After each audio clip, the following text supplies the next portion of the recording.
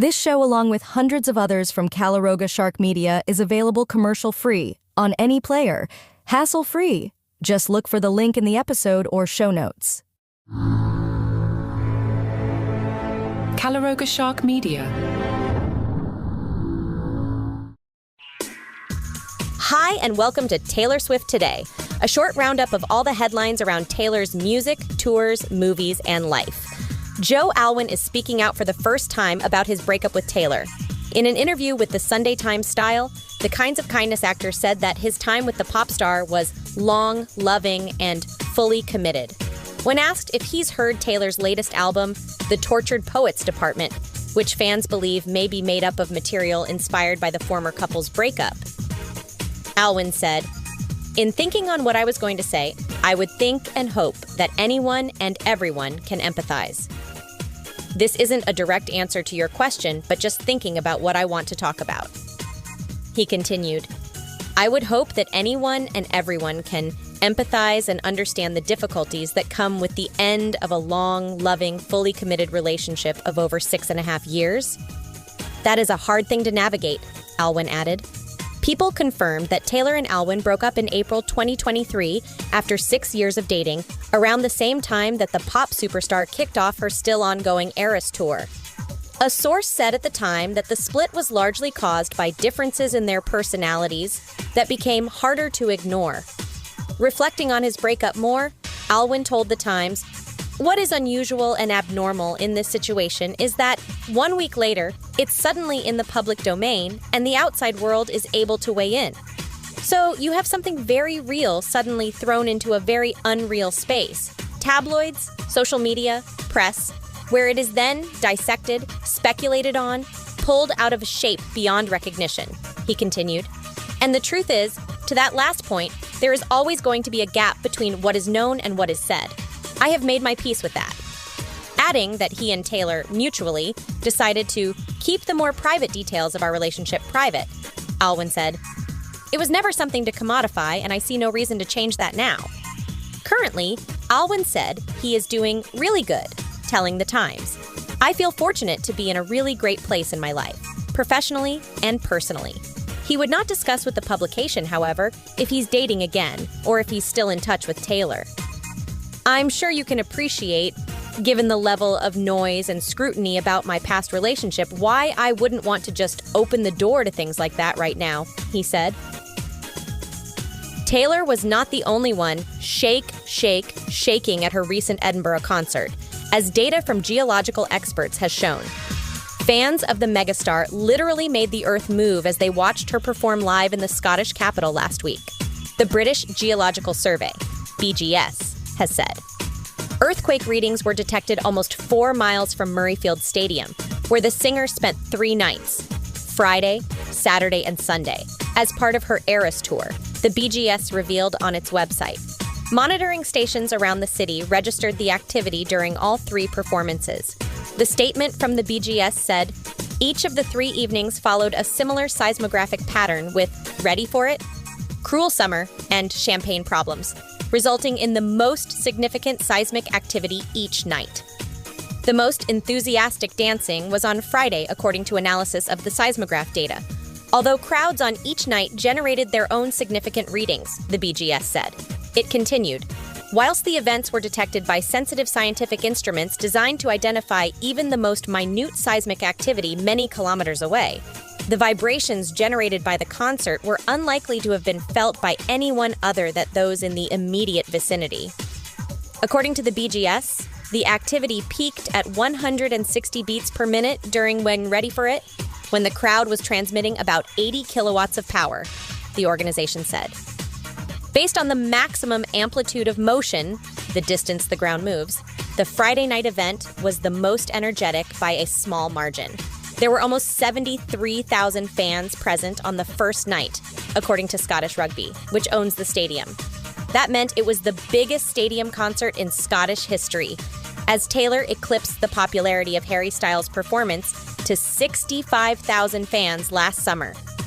Each subsequent night then broke the record for the previous night, according to Scottish Rugby. Callum Harrison, a BGS seismologist, said on the organization's website, BGS is the national body responsible for recording earthquakes to inform the government, public, industry, and regulators, and allow for a greater understanding of earthquake risk and plan for future events.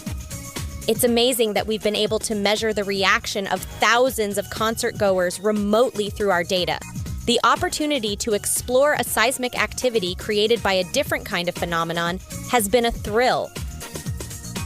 Thousands of Taylor fans traveled far and wide to watch the superstar's 100th show of her record-breaking Eras Tour in Liverpool. Taylor hailed the commitment to the countless fans who braved the rain to catch a glimpse of her landmark show. And while the 53,000 crowd packed into Anfield Stadium to cheer along to her greatest hits for 3 hours, not everyone left completely satisfied. Certain VIP ticket holders were left briefly disgruntled after paying to sit behind a white tent, largely blocking the view of their beloved idol. And poor VIP seat placements weren't the only mishap of the night, as eagle-eyed fans were quick to spot the huge screen showcasing Taylor's performance had momentarily switched off.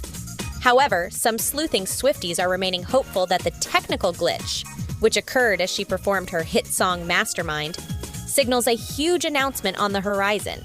The landmark show did not have a surprise guest or special announcement, but fans believe the screen blackout is an Easter egg, a tactic Taylor is notorious for doing. In a video posted to X by a fan account, the international sensation can be seen crooning Mastermind whilst the screen remains in darkness, only returning when she begins singing Karma. Some of the lyrics include, "What if I told you none of it was accidental," as well as "What if I told you I'm a mastermind?" Fans flooded the comments, convinced the timing was intentional, as the lyrics of Mastermind allude to Taylor calculating every move and nothing being accidental. The tweet has already amassed more than 16,000 likes and 588,000 views, with music fans questioning what the superstar had planned. "It was on purpose," one exclaimed, while another chimed, "Rep TV is coming." The timing seems so perfect that it feels like it could be an Easter egg, but also, would she do that? Like, it could have literally just been a technical difficulty, and would she go as far to take away from the visuals for an Easter egg? IDK about this one. "So, I told you none of it was accidental," another joked. "The screen turned black during Mastermind? Interesting," one fan speculated. While many Swifties were reeling with excitement about a possible surprise from the star, others were left frustrated with their poor view of the concert. Posting a video, which quickly amassed over 500,000 views, Zella complained about her obstructed view after spending an eye-watering £660 on VIP seats. "Paid £660 for VIP seats, and this is our view. We asked and they won't move us," she penned, actually going to cry. Fellow Taylor supporters advised her to ask again, claiming she would have to be moved if she did not have restricted view tickets. According to Zella, she had already made the attempt, however, the entire show was sold out, meaning there was nowhere to move her to. But all ended well for the superfan, as she revealed she and a friend were given even better seats, so they could clearly see the superstar in action. "Thank you to everyone for the support and kindness. We had an amazing time in the end," she raved. Another attendee also took to social media to air their grievances about their restricted view. The social media user, who posted under the handle @SugarTix, shared a shocking photo of their view, which was largely blocked by the back of the stage. The top corner, as well as Taylor's famed diamond walkway, was visible from the poorly plucked seats. Some view that, alongside 2 laughing emojis and a sick emoji, to complain about their £60 tickets. Many were stunned by the seat placement, quipping that the restricted view should be illegal. A second asked, "How much they charging for that?" Whilst another joked, "Could say you were backstage." However, droves of poncho-wearing and sequin-clad Taylor fans refused to let seat placements or the rain get in the way of their fun as they descended on Anfield Stadium yesterday. The Liverpool FC Stadium was transformed into a sea of pink and red as many devoted Swifties waited patiently for the doors to open in the rain. "Nothing could dampen our spirits today," Reese Edwards, 22, from Manchester, who dressed up in the Reputation era, told Mail Online. Dressed in coordinated sparkly dresses with her friends Lucy Powell, 16, added, "We got the tickets a year ago, and we are so excited to see her perform Reputation songs. We have made more than 100 bracelets while waiting for the show." Hundreds were spotted wearing themed outfits. Some wore shimmery purple dresses in line with her third studio album, Speak Now, or dressed up how Taylor appeared in her 2012 music video, 22. Others decided to dress up in fashion with her later albums. Amy Patterson, 30, and Rachel Varney, 33, were spotted in bright orange jumpsuits after taking from one of Taylor's songs on her 2024 album, The Tortured Poets Department. "We have our jumpsuits on. We are fresh out the slammer," Miss Patterson said. "We made most of our costumes last night." Dressed in a sparkly dress and cowboy hat, Elan Mabbitt, 17, who traveled with her sister Alice, 16, from Aberystwyth in Wales for the show, said, "I am so excited. I've been excited for ages, and we got a puppy this morning, so this is the best day." More in a moment.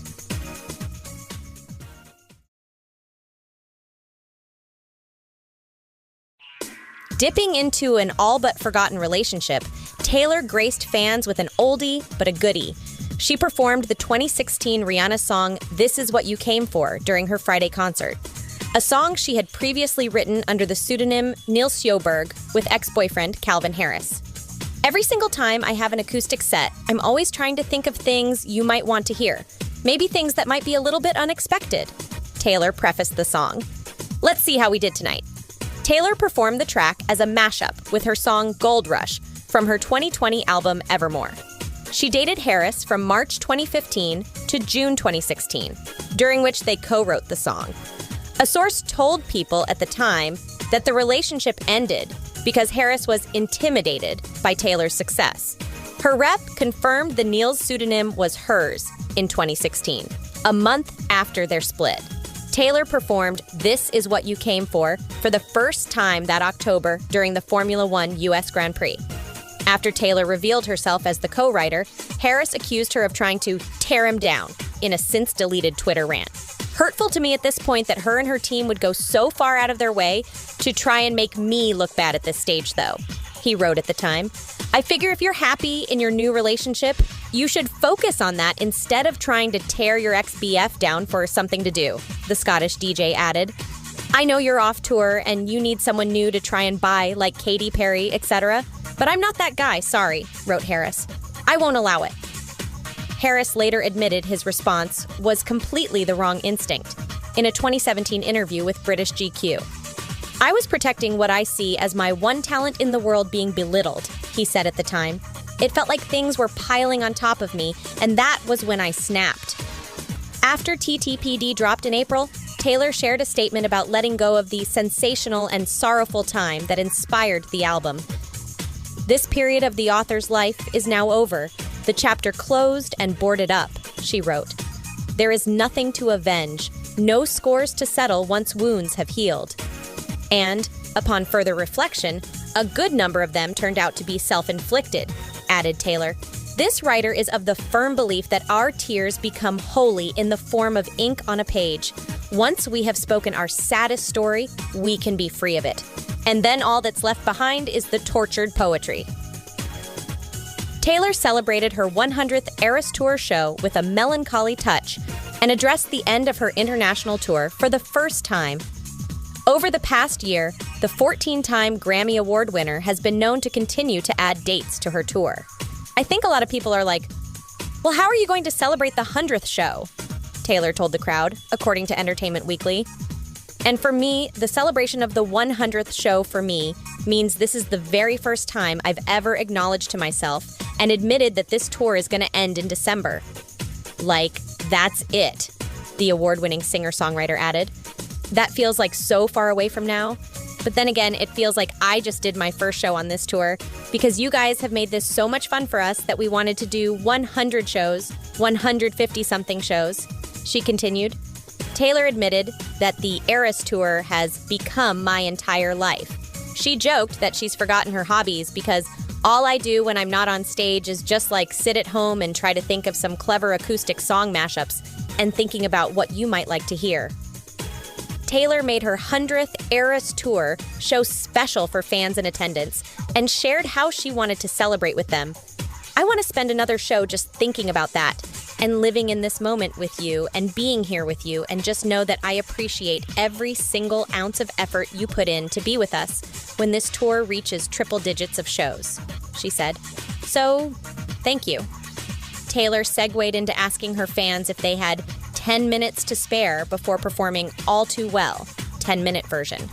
Taylor kicked off her Eras Tour on March 17th, 2023 in Glendale, Arizona, and will perform her final show on December 8th in Vancouver, Canada.